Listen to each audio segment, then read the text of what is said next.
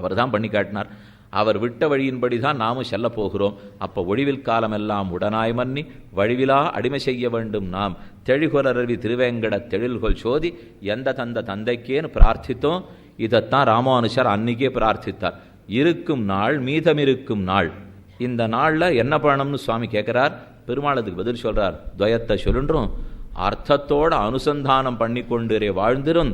அதுக்கு மேலே தான் நம்ம பூர்வாச்சாரியர்கள் மிச்சம் இருக்கிற நாளில் என்ன பண்ணணும்னு எழுதி வச்சிருக்கா.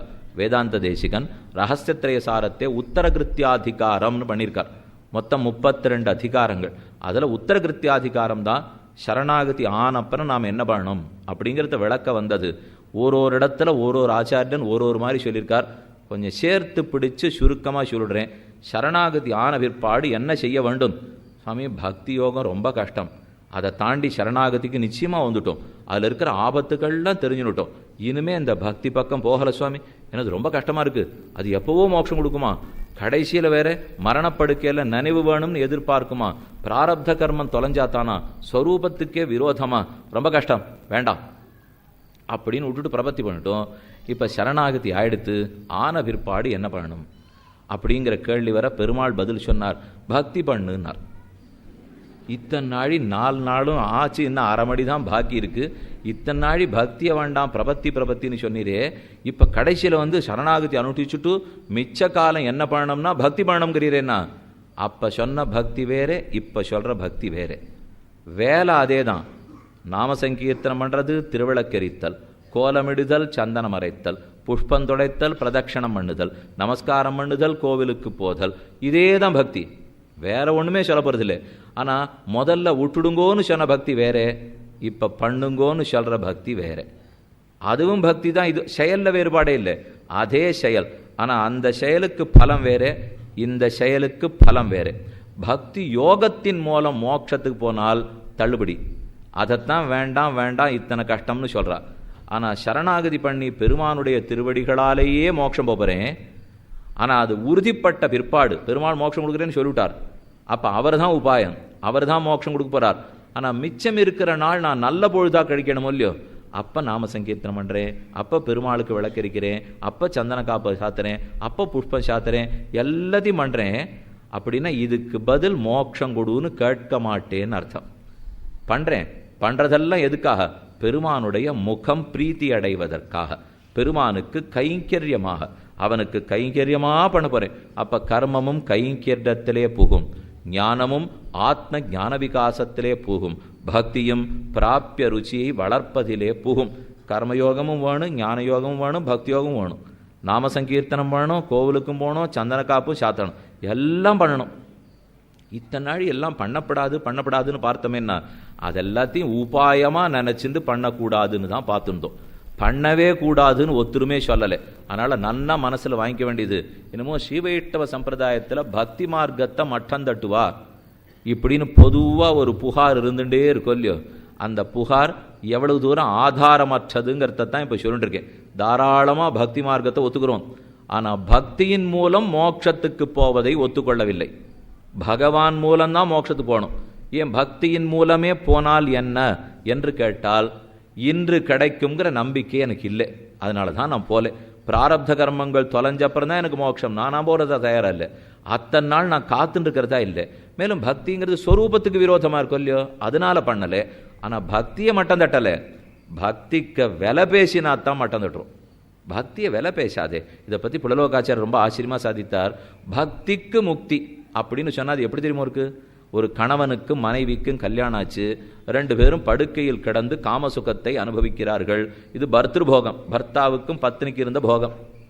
உடனே பத்னி, அதற்காக எனக்கு புடவை வாங்கி கொடுக்குறீங்களா, பாத்திரம் வாங்கலான்னு கேட்டால் எப்படி இருக்குமோ அதை போலத்தான் பக்தி பண்ணிட்டு முக்தி கேட்டால் இருக்கும்னு எழுதிவிட்டார். இது அவரவர்கள் எப்படி புரிஞ்சுக்கணுமோ நீங்கள் புரிஞ்சுக்க வேண்டியதான். ஆக பக்தியை பண்ணிட்டு பெருமாளுக்கு முக்தின்னு கேட்டால் அப்போ பத்னி தனக்கு ஏதோ பர்திருபோகத்தை விலக்குறிப்பாக்கினா போலே. அதை ஒரு நாள் நாம் செய்யக்கூடாது. பக்தி பண்ணுறச்சே பெருமாளுக்கு என்னென்னமோ சமர்ப்பிக்கிறோம். சமர்ப்பிக்கிறச்சே எப்பப்படி சமர்ப்பிக்கணுமா? மடிதடவாத சோறாக, சுருள் நாராத பூவாக, சுண்ணாம்பு கலவாத சந்தனமாக சமர்ப்பிக்க வேணும். ரொம்ப ஆச்சரியமாக சொல்லியிருக்கா. மடிதடவாத சோறு. விதுரர் கண்ணனுக்கு பழப்பழமாக கொடுத்தாரோ இல்லையோ, தோலை எல்லாத்தையும் கண்ணன்ட்ட கொடுத்துட்டு வாழைப்பழத்தை கீழே போட்டு அவர் கண்ணனுக்கு வாழைப்பழம் கொடுத்தார். கண்ணன் யோசிச்சு பார்க்குறார், ரொம்ப சிறந்த பக்தராக இருக்கிறே. ஆமாம், பக்தி தான். வாழைப்பழத்தை கொடுத்துருக்காரோ இல்லையோ. கண்ணனுக்கு என்ன ஆசைன்னா, இந்த வாழைப்பழத்தை கொடுத்துட்டு இவர் அடுத்தது முக்தி கொடுன்னு தானே கேட்கணும். இப்போ பெருமாளுக்கு கைங்கரியம் விட்டார், கைங்கரியம் விட்டு முக்தி கொடுன்னு கேட்க போகிறாருன்னா அவர் ஒன்றுமே கேட்கவே இல்லை. விதுரரே வாழைப்பழம் சாப்பிட்டேங்கிறார் பெருமாள். அடுத்ததான் சாப்பிட்டீரே தெரியுமே, இப்போ இன்னும் 2 வேணுமாங்கிறார் இவர். அவர் ஏதோ இவருக்கு பதிலுக்கு பழனமானோம்னா, ஒன்றும் இல்லையே, நான் இன்னும் 2 வேணா வாங்கிக்கோ, உனக்கு ஒன்றும் வேண்டாமான்னா, நான் எதையும் கேட்டே வாழைப்பழம் ஒன்று கொடுக்கவே இல்லை. இப்போ நான் பக்தி பண்ணிடுறேன்னா, பக்தி பண்ணுறதுக்காக பண்ணேன். அப்படி ஒன்றும் பக்தி பண்ணி எதையும் கேட்கறதுக்காக பண்ணவே இல்லை. பக்தியை பண்ணிவிட்டு இன்னொன்று வேற கேட்போமா? பக்தி பண்ணுவதற்கு அதுக்கு ஸ்வயம் பிரயோஜன பக்தின்னு பேர். அப்போ ஸ்வயம் பிரயோஜனமாய் கைங்கரியமாக பக்தி பண்ணுகிறோமே தவிர உபாயமாக பக்தி பண்ணக்கூடாது. ஏன் பக்தி பண்ணி மோட்சம் போகிறோன்னு உபாயமாக வச்சுட்டா என்னன்னா அப்போ ஒரு சுவாதந்திரியம் வந்துடாதா? அப்போ என் முயற்சியில் மோட்சம் பெறேன்னு ஆயிடாதா? அவன் முயற்சியில் மோட்சம், அவனுடைய கருணையால் மோட்சமே தவிர என் முயற்சியாலே மோட்சம் இல்லை. இதைத்தான் மடித்தடவாத சோறுங்கிறா. அப்படின்னா விதுரர் வந்தார், கண்ணனுக்கு கொடுத்தார். உடனே கண்ணன்ட்ட மோட்சம் கொடுன்னு கேட்டிருந்தார்னா நம்ம வீட்டுக்கு விருந்தாளி வந்தார், அவருக்கு என்ன சோறு போட்டோம், சரி போட்டு வரட்டோமா அப்படின்னு நல்லா பேசின்னு அவர் கிளம்பினார். ஒரு நிமிஷம் அவர் கையை பிடிச்சி நிறுத்தி அவர் மடியை கொஞ்சம் தடவி பார்த்தேன். என்னத்துக்கு சுவாமி ஒழுங்காக எத்தனை சோறு போட்டு நானும் சாப்பிட்டேன், இப்போ எதுக்கு மடியை தடவுறீர்னா?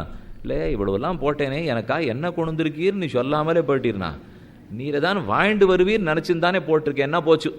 அப்போ இது மடி தடவிய சோறு. மடு தடவிய சோறுனால தூய்மையே கிட்டாது. மடி தடவாத சோறு இருந்தால் தான் தூய்மை. கண்ணன் அலங்காரம் பண்ணிக்கிறதுக்கு மாலாக்காரர் வீட்டுக்கு போனார். பிரசாத பரமௌநாதௌ மமகேகம் உபாகதௌ தன்யோகம் அர்ச்சயிஷ்யாமி இத்தியாக மால்யோப ஜீவனா. அவன் ஒன்றுமில்லை, வெறும் ஏழை. ஏதோ 4 புஷ்பம் சாயங்காலம் மிச்சம் இருந்தது. கண்ணன் பலராமனோடு அழகாக போய் நின்றுண்டு, எனக்கு புஷ்ப மாலை ரொம்ப பிடிக்கும், மாலாக்காரரே உம்மகிட்ட புஷ்ப மாலை வாங்கிக்கணுங்கிறதுக்காக வந்திருக்கேன். அவன் தேய்ச்சே போயிட்டான். ஒரே பதட்டம். கதவை திறந்தா கண்ணன் நிப்பர்னு யாரானு எதிர்பார்த்துருப்பாளா?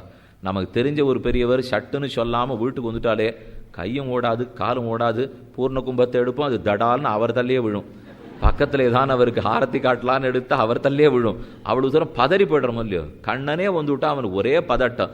புஷ்பத்தை எடுக்கிறதா தெரியல, தொடுக்கிறதா தெரியல, தண்ணீரை தொடர்றதா தெரியல, பூர்ண கும்பமாக தெரியல, காலில் விடுறதா தெரியல, கையை பிடிக்கிறதா தெரியல, தவிச்சே போட்டான். கண்ணன் அப்படியே அவனை குளிர பார்த்துட்டு இருக்கார். இந்த தவிப்பை சாப்பிட்றதுக்கு தான் வந்தேன், வேற எதையும் உங்கள்கிட்ட எதிர்பார்த்து நான் வரல. இப்போ பிரசாத பரமவு நாதவும் மம கேகமுகாகதோ, என்னுடைய வீட்டுக்கு வந்தியேன்னு அவனுக்கு ஆனந்தம். கண்ணனே, எனக்கு என்ன வேடிக்கையாக இருக்கு தெரியுமா? நீ என்னமோ வைகுந்தத்தில் இருக்கிறவன் ஒன்றுமில்லாத மதுரைக்கு வந்தியான். மதுரைக்கு பிறந்ததே ஆச்சரியம்னா, அன்னைக்கு ராத்திரியே எந்த பிள்ளையானு பிரசவ விட்டு வெளியில் போகுமா? ஒரு பிள்ளையை தூக்கின்னு போக மாட்டாளே. ஆனால் அந்நிறவே புறப்பட்டு கோகுலத்துக்கு போனாயாம். மறைந்து வாழ்ந்தியாமே. யாரை கண்டு உனக்கு பயன்? நீ மறைந்து வாழ்வதற்கு எனக்கு நினைச்சு ஆறல. சரி, நீ வருவாய் நீ என்னோ நினைத்திருந்தேன். அந்த நாள் இந்த நாள் அத்தமே சபலஞ்சன்ம சுப்பிரபாதாச்ச மேனிஷா. இன்னைக்கு என் விடிவு நல்விடிவாயிற்று. உமக்கு என்ன கைங்கரியம் பண்ணுறதுன்னு எனக்கு தெரியல. மிச்சம் இருக்கிற 4 புஷ்பத்தை எடுத்து தொடுத்தார், சட்டுன்னு கண்ணனுக்கு சமர்ப்பிச்சார். கண்ணன் ஆனந்தமாக அதை வாழ்ந்து, என்னமோ தனக்கு இது வரைக்கும் மாலேன்னு என்னதுன்னே தெரியாதா போலையும், இன்னைக்கு தான் புதுசாக ஒருத்தர் மாலேன்னா ஒரு குழந்தை காட்டினா கண்ணை விரிய பார்க்க முடியலையோ, அதை போல விரித்த கண்களோட வாங்கி போட்டுன்னுட்டு ரொம்ப நன்னா இருக்குல்ல எனக்கு அப்படின்னு அவர் இடத்துல கேட்ட உடனே அவ்வளவுதான், அவன் மேலே எங்கே நிற்க போறான். தடால்னு கண்ணன் திருவடிகளில் விழுந்தான். அதுதான் சுருள் நாராத பூ. மத்தொன்னை எதிர்பார்க்காமல் ஒரு செயற்கை கலவாத புஷ்பத்தை அவன் சமர்ப்பிச்சானோ இல்லையோ, அப்படிதான் பக்தி இருக்கணுமே தவிர பக்தியை பண்ணே உபாயமா பண்ணே மோட்சத்தை கொடுன்னு கேட்டுட்டா அதுவும் கூட. அடுத்து சுண்ணாம்பு கலவாத சந்தனம், அதைத்தான் திருவக்கரா குப்ஜா கூனி கொடுத்தாள். நாரிய சாந்தம் நரமக்கிரை நல்கன தேரி உடம்பில் அவளும் பூச சந்தனத்தேவ கம்சனுக்கு எடுத்துன்னு போயிருந்தா. பெண்ணே, என் திருமேனிக்கு ஏற்ற சந்தனம் கொடு. அவள் கீழே இறங்க பார்த்தா, இந்த அழகு திருமேனிக்கெல்லாம் எங்கிட்ட சந்தனம் இல்லை, என்ன வேணா சமர்ப்பிக்கிறேன். அவ்வளவுதான் என்னால் முடிவே தவிர என் ஆத்மாவையே சமர்ப்பித்தாள் கூனி. ஏன்னா பெருமானிடத்தில் சமர்ப்பிக்க நமக்கு வேற என்ன இருக்கு? ஆழ்வார் பாசுரத்தில் சாதிக்கிறார், தாள்களை எனக்கே தலைத்தல சிறப்பத்தந்த பேரோதவி கைமாறா தோள்களை ஆரத்தழுவி என் உயிரை அறவிலை செய்தனன் ஜோதி. தோள்கள் 1000தாய், முடிகள் 1000தாய், துணவலர் கண்கள் 1000தாய், தாள்கள் 1000தாய், பேர்கள் 1000தாய், தமியனேன் பெரிய வப்பனே தோள்களை ஆற தழுவி என் உயிரை அறவிலை செய்தனன். ஆத்மாவை கொண்டு போய் பெருமான் திருவடிகளில் சமர்ப்பிச்சுடும். அவ்வளவுதான் நம்மால் இயலும்.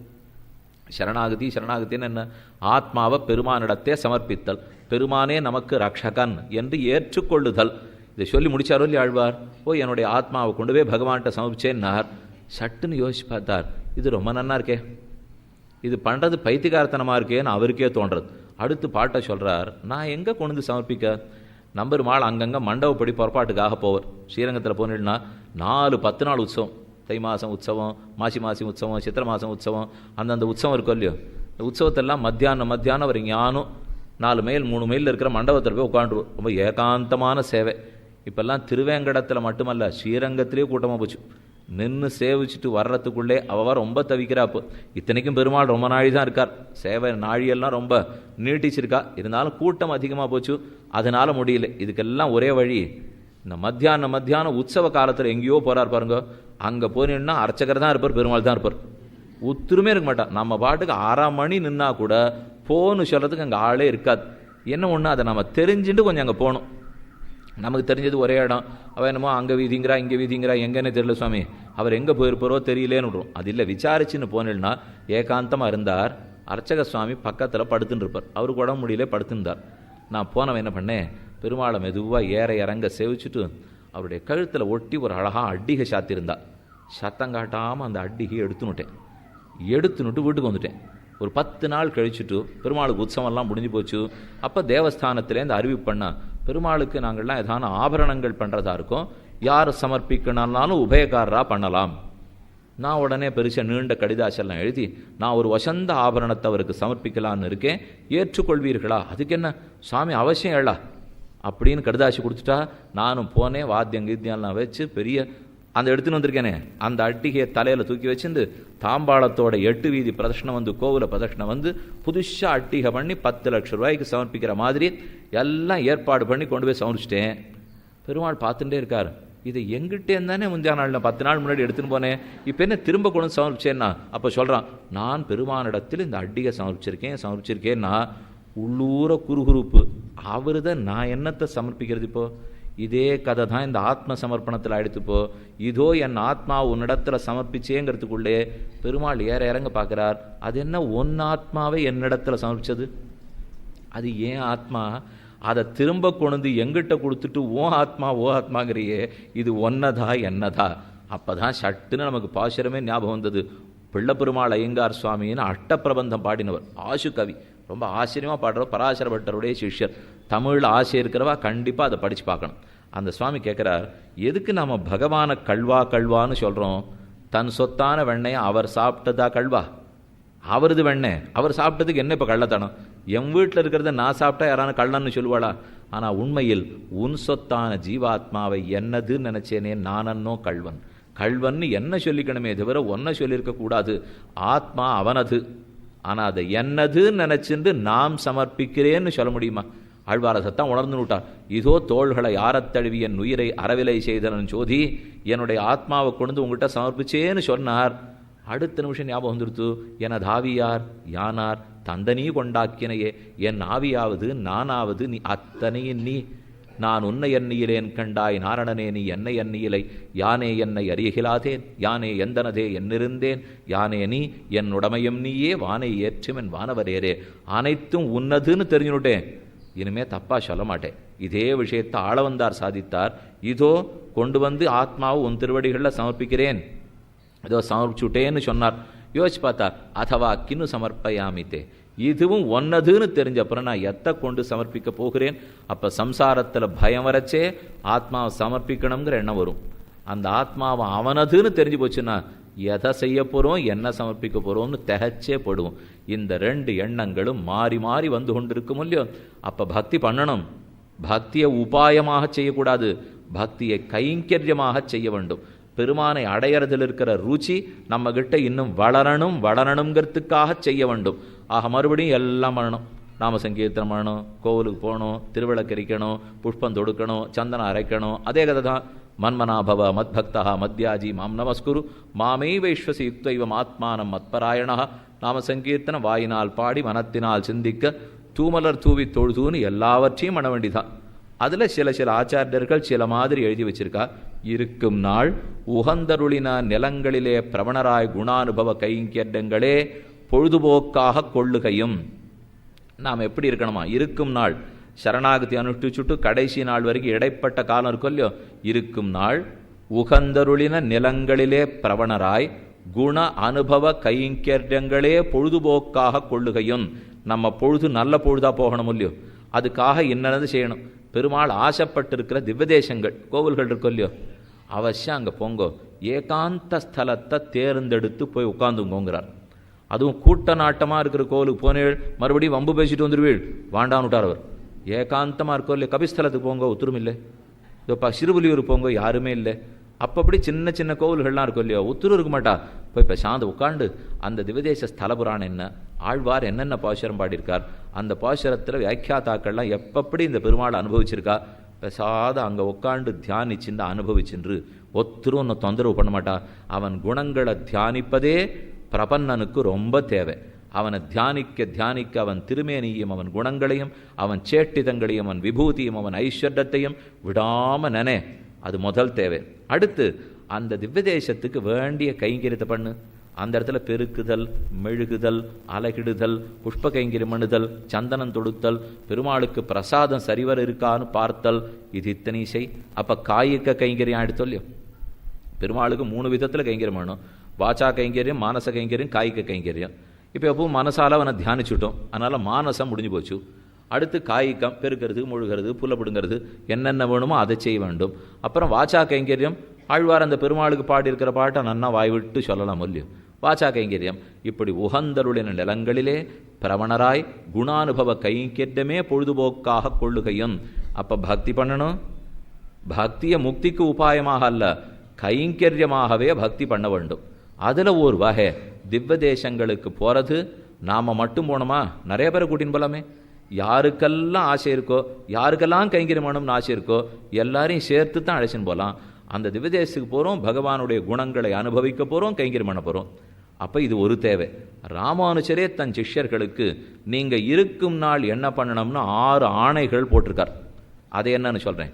ஏன்னா சரணாகதி அப்புறம் என்ன பண்ணணும்னு தெரியணுமோ இல்லையோ, அதில் அந்த சுவாமி முதல்ல சொல்கிறார், ஸ்ரீபாஷ்யத்தை வாசிக்கவும் வாசிப்பிக்கவும்.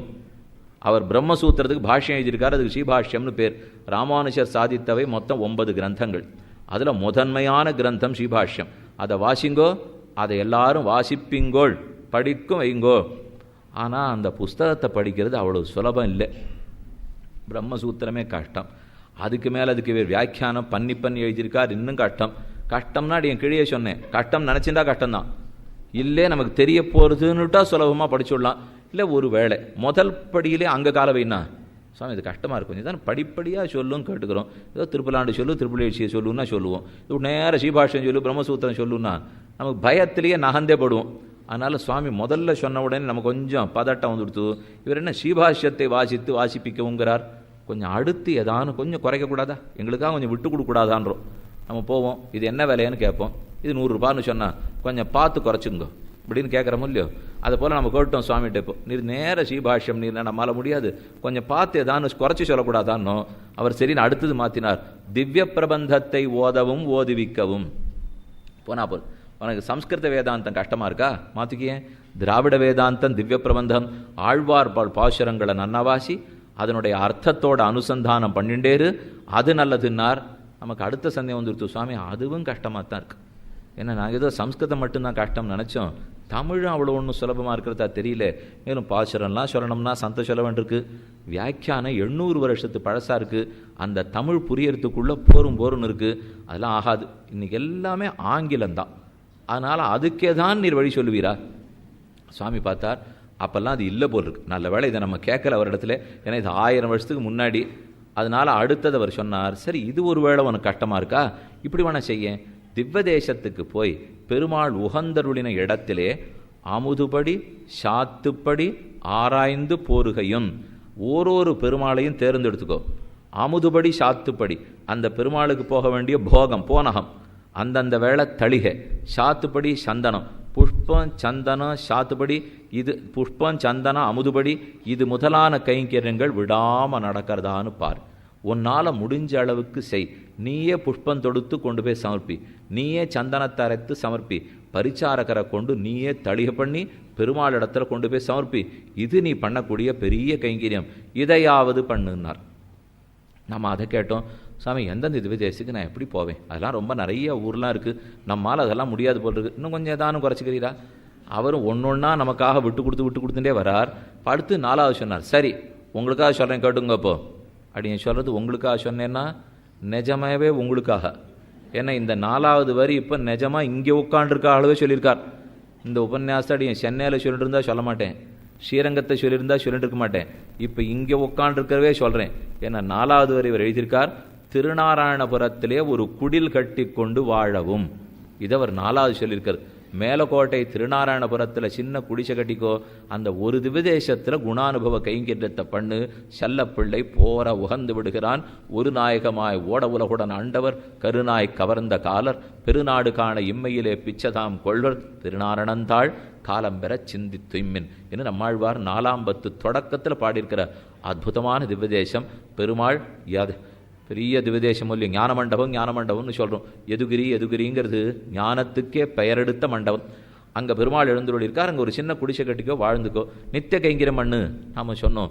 அந்த ஊர்லேயும் இப்போ எல்லாரும் வீடு வாங்கிட்டா சுவாமி, இனிமே கிடைக்குமான்னு தெரியல. அதுவோ சின்ன ஊரில் இவர் உடையவர் எழுதி வைத்தார். எல்லாரும் திருநாராயணபுரத்தில் குடில் கட்டிக்கிறேன் விட்டா இப்போ அந்த ஊரில் வீடே கிடைக்கல, விலை ஏறி போச்சு, அது பண்ண முடியாது போல் இருக்கேன். 5வது சொல்கிறார், சரி நீ இருந்த இடத்துலே வழி சொல்கிறேன், நீ எங்கேயுமே போக வேண்டாம். இத்தனை நாளி சொன்னதெல்லாம் கஷ்டம் நினச்சியோ, இப்போ பார் துவயத்தை அர்த்தானுசந்தானத்தோடு ஆனந்தமாக சொல்லுன்று. துவய மகாமந்திரத்தை சொல்லு, அதில் இருக்கிற அர்த்தத்தை விடாமல் நினைத்து கொண்டிரு. இதுதான் உனக்கு நான் சொல்கிறது. 5வது சொன்னார். கடைசியில் கேட்டோம், சுவாமி அதுவும் கஷ்டமாக இருக்கும் போல் இருக்குது, ரொம்ப நிறைய அர்த்தங்கள்லாம் அதுக்குள்ளே இருக்குது, எப்படி துவயத்தை தெரிஞ்சுக்கிறது தெரியலையே. இப்போ கடைசி வரி சொல்லி முடிச்சுட்டார். இப்போ ஒரு ஸ்ரீவைஷ்ணவனுடைய அபிமானத்திலே ஒதுங்கி வாழப்பார், அதையாவது செய். ஒரு பரமபக்தன் பாகவதன் இருக்கானோ இல்லையோ, அவனால் இவர் நமக்கு வேண்டியவர், இவருக்கு அர்த்தம் சொல்லலாம் அப்படிங்கிற அளவுக்கு அவர் மனசுக்கு பிடிச்சவனா வாழறதுக்கு பார். 6ஐயும் சொன்னார். மெதுவாக யோசிச்சு பார்த்தா நிஜமாவே ஒரு தனித்தன்மையோட தான் இதை சொல்லியிருக்கார். இப்போ தலைகீழ் நம்ம பார்க்க போகிறோம். அவர் கடைசியாக சொன்ன ஸ்ரீபாஷ்யத்தை வாசிப்பிக்கவும் தான் தேவை. ஆனால் அது நடக்காதுன்னு தெரிஞ்சுட்டு சுவாமி என்ன பண்ணிவிட்டார், இப்போ கீழேந்து போய் பார்ப்போமா. ஒரு ஸ்ரீவைஷ்ணவனுடைய அபிமானத்தில் ஒதுங்கி வாழ்வோம். அவர் முதல்ல துவயத்தை கற்றுக் கொடுத்துருவார். அப்போ துவயத்தை அர்த்தானுசந்தானத்தோடு பண்ணுவோம்.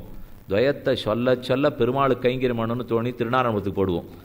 திருநாராயணபுரத்தில் கைங்கரியம் பண்ணுவோம். இந்த ஒரு திவ்யதேசத்தை பண்ணது எல்லா இடத்துலையும் பண்ணணுங்கிற ஆசையை தூண்டி அனுப்பிச்சி வச்சிரும். எல்லா திவ்யதேசத்துக்கும் போய் கைங்கரியம் பண்ணுவோம். இந்த திவ்யதேசம் ஆக்கின ஆழ்வார் பாட்டை பாட வேண்டாமா அப்படின்னு நினச்சி திவ்ய பிரபந்தத்தை பாடிடுவோம். திவ்ய பிரபந்தத்தை பாட இது சாஸ்திரம் வேதாந்தத்தை ஆதாரமாக கொண்டது போல் இருக்கே, அதை தெரிஞ்சுட வேண்டாமா, ஸ்ரீபாஷ்யத்தை வாசிடுவோம்.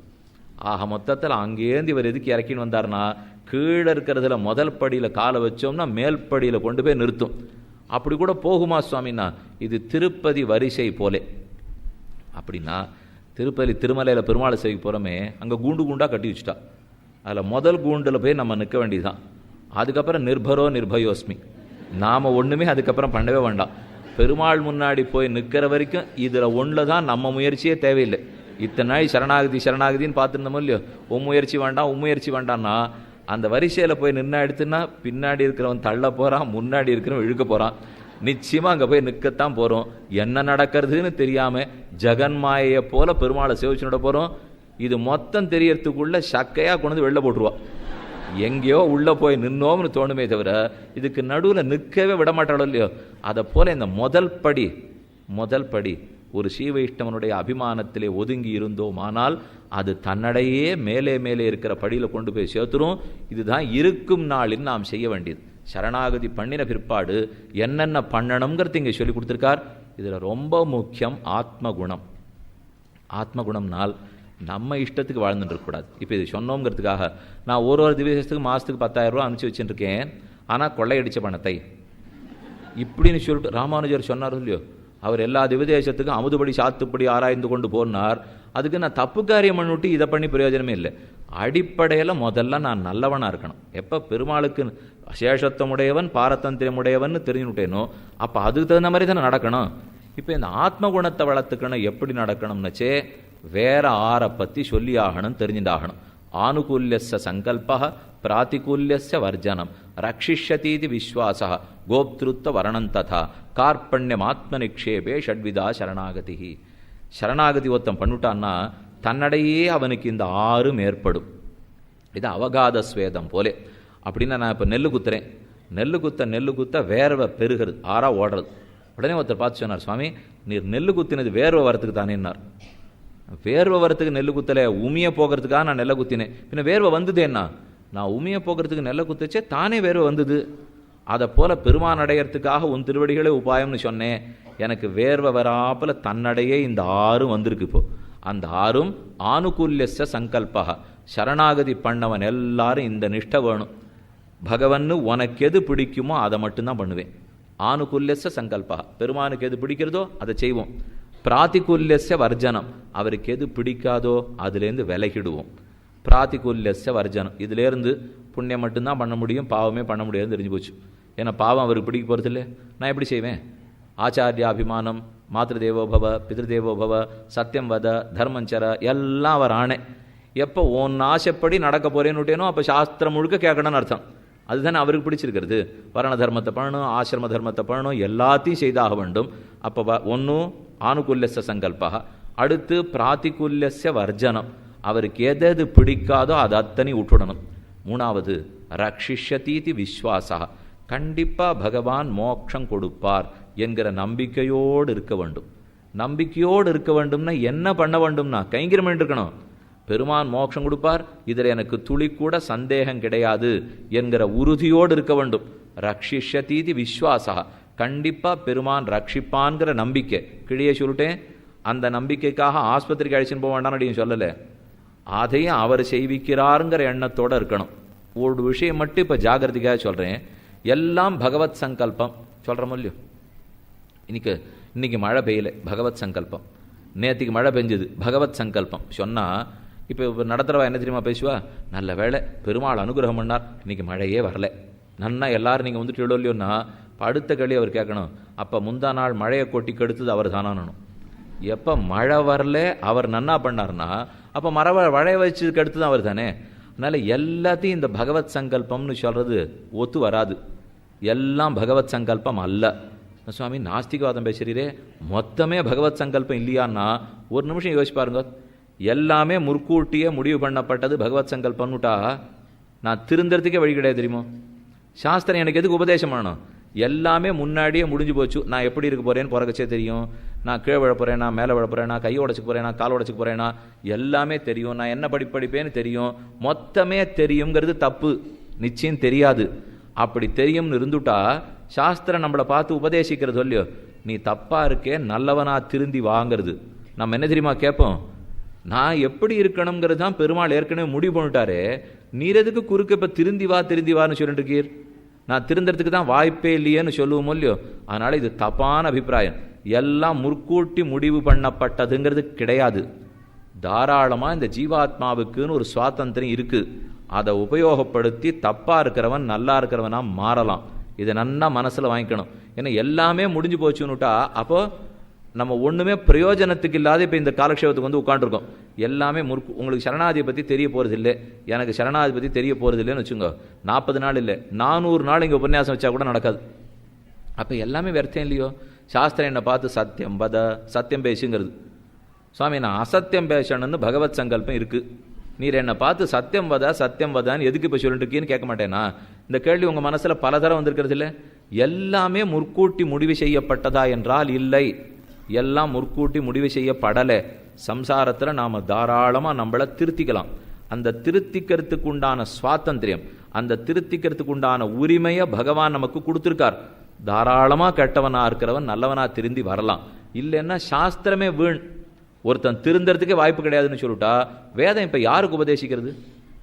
இப்போ பெருமான் ஆட்டு வச்சபடி தான் ஆடணும். இது பல பேர் சூத்திரதாரி அவர் தான், அவர் இப்படி பொம்மலாட்டம் ஆட்டிகிட்டே இருப்பார் அப்படின்னா நான் கீழே ஆடிண்டே இருக்கணும்னா இது தப்பான வாதம். பொம்மலாட்டம்படி அவர் ஆட்டின்னு இருக்க மாட்டார். நான் பொம்மையும் இல்லை. நான் பொம்மையா?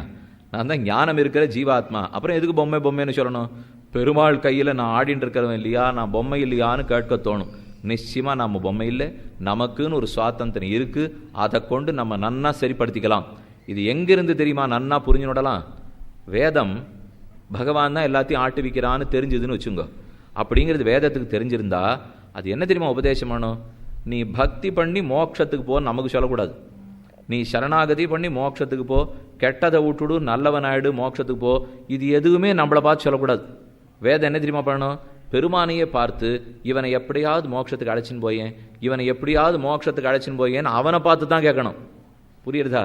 ஏன்னா அவர் சொல்கிறபடிக்குத்தான் நான் கேட்குறேன் இருந்தா அப்போ எனக்கு உபதேசம் பண்ணவே கூடாது. யாருக்கு அதீனப்பட்டு நான் இருக்கேனோ, ஒரு சின்ன குழந்தை, அந்த குழந்தை மேலே ஏறி ஏறி விழணும்னு பார்க்குறது, அதுக்கு ஒன்றுமே தெரியாது, கை குழந்தைன்னு வச்சுங்க, அது எங்கே இப்படி காலை தூக்கி வைக்கிற மாதிரி இருக்குது, கீழே விழ பார்க்குறது. கொஞ்சம் வயசானவா இருந்தால் வீட்டில் என்ன தெரியுமா சொல்லுவா? அந்த குழந்தையோட அம்மாவை கூப்பிட்டு, அது பாரு அது கண்டபடி காலை வைக்க பார்க்கறது, ஜாக்கிரதையாக பார்த்துக்கோ. அந்த குழந்தைய கூப்பிட்டு, குழந்தாய் நீ கண்டிப்பாக இதன் பேரில் காலை வைக்கக்கூடாது அப்படின்லாம் சொல்லவே மாட்டான். அதுக்கு தான் ஒன்றும் தெரியலையே. 6 மாதத்து குழந்தைய இடத்துல சொல்லி பிரயோஜனம் இல்லை. தாயோட அதீனத்தில், தாயினுடைய நியமனத்துக்குட்பட்டு குழந்தை இருந்தால் தாய்க்குத்தான் உபதேசிக்கணுமே தவிர குழந்தைக்கு உபதேசிக்க கூடாது. அப்ப சாஸ்திரமே யாருக்கு உபதேசம் பண்ணியிருக்கணும்? பகவானுக்கு உபதேசம் பண்ணியிருக்கணும், எனக்கு உபதேசம் பண்ணக்கூடாது. எப்ப எனக்கு உபதேசம் பண்றதோ அப்ப திருந்துற திறமை எனக்கு இருக்குன்னு தான் அர்த்தம். அதை கேட்டு என்னால் திருந்த முடியும். அதனால எல்லாமே முற்கூட்டி முடிவு பண்ணதுங்கிறது கிடையாது. தாராளமா நான் திருந்தி கொள்ளலாம்.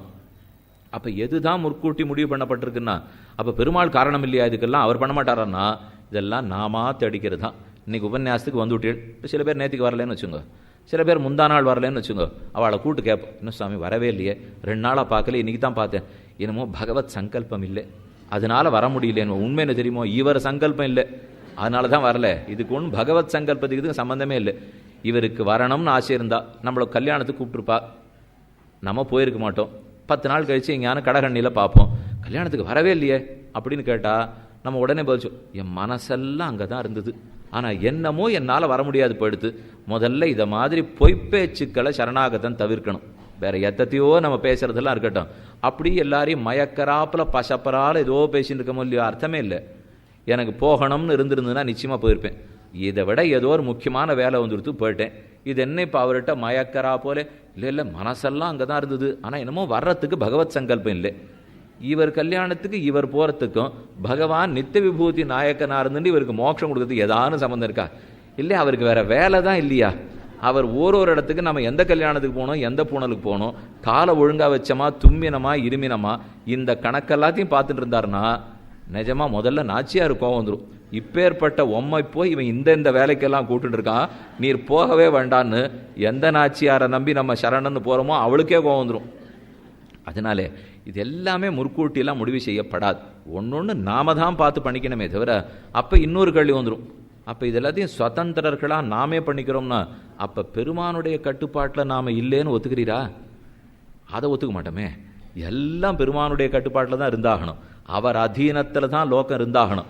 அப்போ மொத்தம் அவர் அதீனம்ங்கிறது உண்மையாக இருக்குது, ஆனால் எனக்குன்னு ஒரு சுவாதந்திரம் இருக்குங்கிறது உண்மையாக இருக்குது. இந்த ரெண்டுத்தையும் எப்படி கோக்கிறதுன்னு சந்தேகம் ஒரு சொல்லியோ, 2 விஷயத்தை புரிஞ்சுட்டா தெரிஞ்சு போயிடும். ஒன்று சாமானிய காரணம், ஒன்று விசேஷ காரணம். அதாவது நான் என்னென்னலாம் முடிவெடுக்கிறேனோ அது விசேஷ காரணம், அதை கொண்டு தான் எந்த வேலையும் நடக்கும். ஆனால் இது மொத்தத்துக்குமே சாமானிய காரணம் பகவான். ஏன்னா ஜெகத்தையே படைத்து ஆட்டி படைத்து வச்சுருக்கிறவரோ இல்லையோ. ஒரே ஒரு திருஷ்டாந்தம் சொல்கிறேன், மணியை எடுத்து சட்டுன்னு புரிஞ்சு போடும். அரசாங்கம் என்னென்னமோ வேலை பார்க்குறது, பெரிய பெரிய வீதியெல்லாம் போடுறது.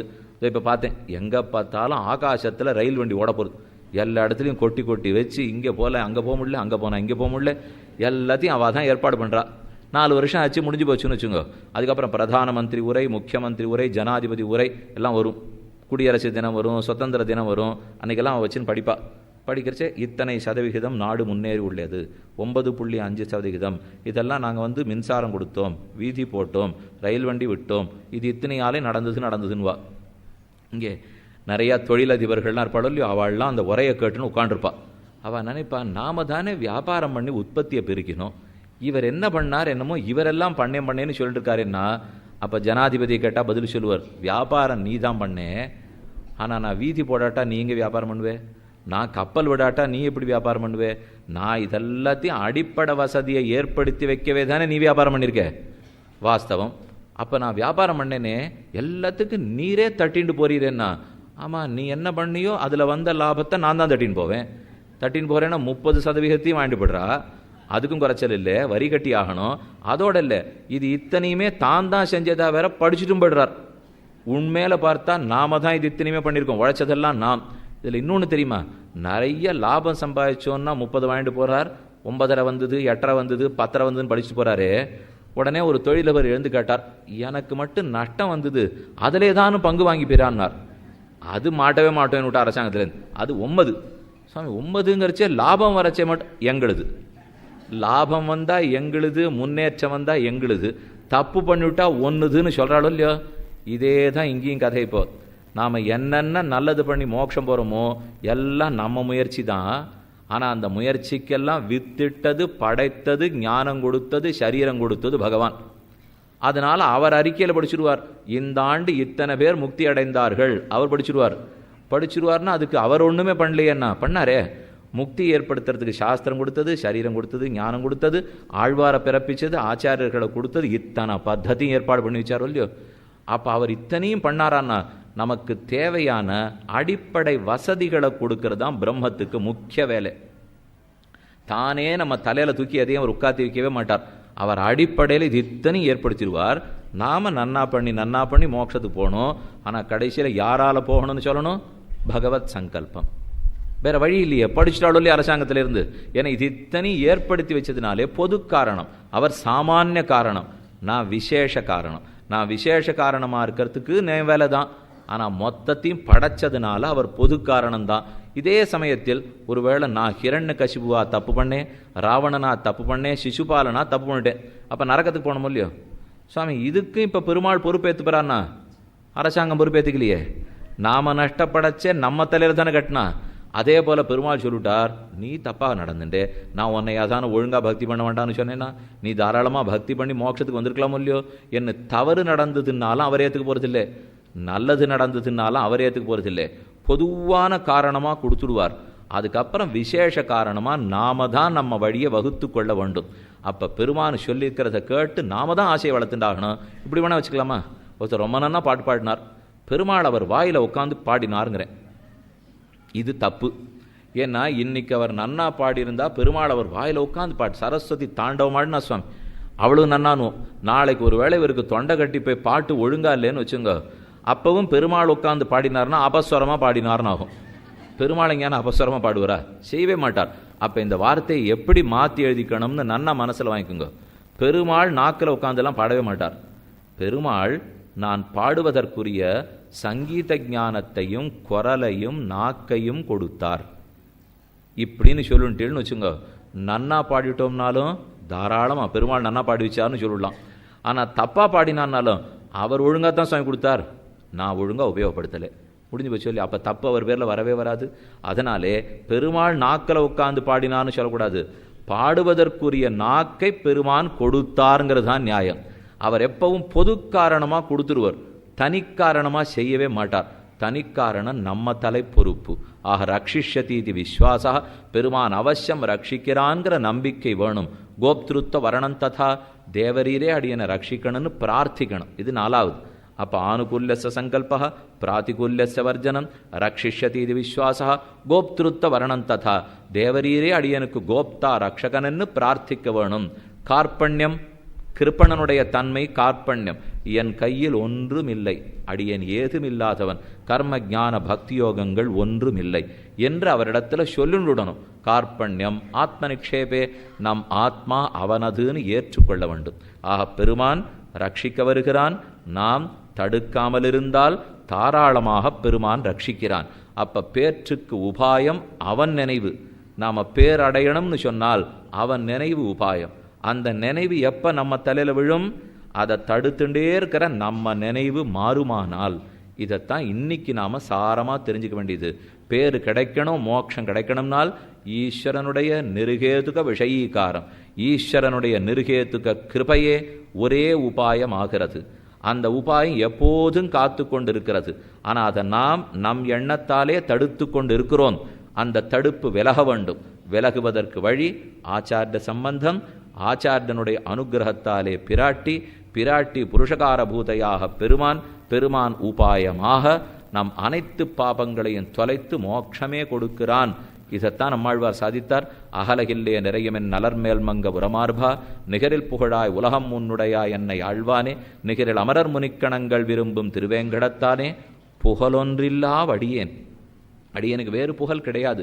புகழொன்றில்லா வடியேன் வாத்சல்யமோ சுவாமித்வமோ சௌசீல்யமோ சௌலபியமோ உடைய நீ அடியேனுக்கோ ஏது புகழும் இல்லை. உன் அடிக்கீழ் அமர்ந்து புகுந்தேனேன்னு சரணாகதி அனுஷ்டித்தார். என்ன பலம் வேணும்னு கேட்க அனைத்து கைங்கரியங்களையும் பண்ண வேணும். ஒழிவில் காலமெல்லாம் உடனாய் மன்னி வடிவிலா அடிமை செய்ய வேண்டும் நாம் தெழிகுரலருவி திருவேங்கட தெழில்கள் சோதி எந்த தந்த தந்தைக்கேன் பாசுரம் ஆழ்வாருடைய 2 பாசுரங்களை கொண்டு சரணாகதியில் அடங்கி கிடக்கும் சில உண்மைகளை அறிவதற்கு 4 நாட்களாக பிரயத்தனப்பட்டிருக்கிறோம். ஏனெனில் இது 400 நாளானு சொல்லி முடிச்சிட போகிறதில்லை. ஏன்னா இது ரொம்ப பெரிய சமாச்சாரம். இருந்தாலும் ஏதோ இப்படித்தான் இது இருக்க போகிறதுங்கிற அளவுக்கு நாம் பார்த்துருக்கோம். அவசியம் அன்னன்னி நாளைக்கு எது சாரமாக கூறப்பட்டதோ அதை ஞாபகத்திலே வைத்துக்கொண்டு எப்போதும் பெருமான் திருவடிகளிலே விசுவாசத்தோடே பிரதிபத்தியோடே அவர் ஆசைப்பட்டபடி நடக்கணும்னா கண்டதை பேசி கண்டதை நினச்சி கண்டதை செய்யக்கூடாது. அவருக்கு பிடிச்சதை பேசி பிடிச்சதை செய்து அவரையே நினைக்கணும். அப்படின்னு இருந்துட்டால் தன்னடைய பெருமானுக்கு பிடிக்க போகிறது. அவர் ஆசைப்பட்டபடி வாழ்வோம் என்ற அனைவருக்கும் இந்த நிஷ்டை கிடைக்கணுங்கிறதை அனைத்துலகும் வாழப் பிறந்த எதிராச மாமுனிவன் திருவடிகளிலே பிரார்த்தித்து கொண்டு செங்கண் திருமுகத்து செல்வத் திருமாலால் எங்கும் எல்லாருமே இன்புற்றிருக்க வேணும்னு பிரார்த்தித்து அமைகிறேன்.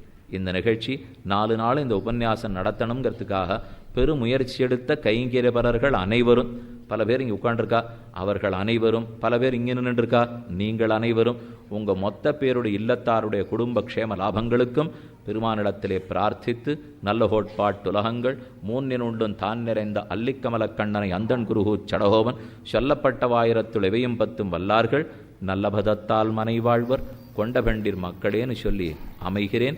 இந்த இடத்தை கொடுத்தவாளுக்கும் கிருத்தஜத்தை தெரிவித்து திரளாக வந்து நீங்களும் நடத்தினோட இல்லையோ, அடாது மழை பெய்தாலும் விடாது உபன்யாசம் நடத்தப்படும் அப்படின்னு நடச்சிட்டோமோ இல்லையோ. அதனால் நடத்தினத்துக்கு பகவத் சங்கல்பத்துக்கு, அதனால் பகவானுடைய சங்கல்பத்துக்கும் பல்லாண்டு பாடி அனைவரும் வந்திருந்ததுக்கு அடியோமோடு நின்னோடும் பிரிவின்னி 1000 பல்லாண்டு என்று சொல்லி அமைகிறேன்.